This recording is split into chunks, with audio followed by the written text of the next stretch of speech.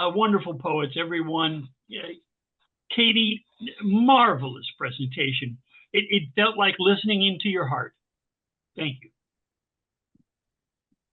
So I was inspired, instead of going political like I do so very often, I decided to write on love and share some of those. This first one is very technical. It's called Two Black Snakes. Like, like two black snakes writhing, striving in the sunny garden's glare, bearing, daring, we shed our clumsy skins, embracing, clinging together, dangling in a moment over life's edge, grappling deep in love's sweet frenzy, clinging, breaking, rejoining, collapsing. Like ardent bees furious at their flower, the shining sun above granting its hot blessing, warming to the fire these furious enthusiasms, coils of bounding legs, arms, grappling, striving for each new unity. And the terrible, marvelous tastings, the darting, flicking tongue, trace in drunken, ecstatic dance, entranced, oblivious to its fevered favor won.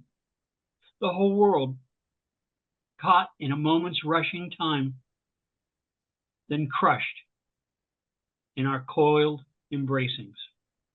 Two black snakes. And after that simple biological lesson, something a little more romantic. I think this is called If You Were in Oslo. If you were in Oslo, I wouldn't wait or go slow. If you were in Vienna, I would rush to be with you. If you were in Madrid, oh, let me tell you, kid. And if you were in Rome, I'd make you really feel at home. If you were in Bern, that's all I'd ever have to learn. But if you were in Shanghai, I would never ask you when or why. If you were in Johannesburg, I'd tell you all the things I heard. If you were in Singapore, quick as an email, I'd be at your door.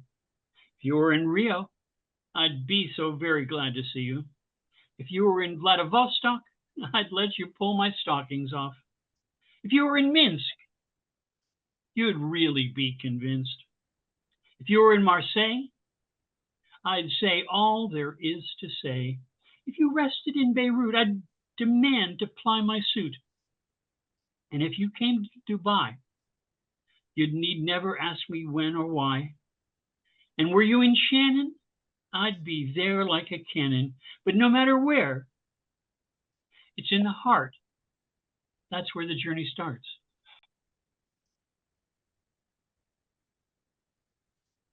And then this one to you internet scribblers, you email senders, you poets of not the typewriter, but the little electronic screens across the globe.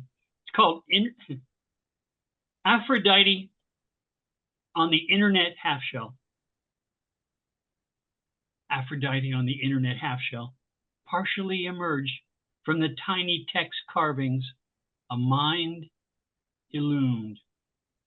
Sweet thoughts, like berries on a hot summer afternoon, pressed to my mind's lips, staining with joy and wonder. Tiny characters bearing such weighted thoughts. Can I caress the brain who hears this electron ferried caring? Can I touch the fingertips with this typing as these words land gently in your mind, floating like Monet's lilies on our newness? Rippling words, do this small service. Press your cool hand to her brow. Trace her chin with this line. Rest, soft like feathers, stroke her hand. Where mine might, were distance and time less real, or thought like lightning beyond space, the time I spend in your mind and I in yours, such atomic beginnings in the rumble of electronic typing thunder. Thank you, my friends. Great stuff.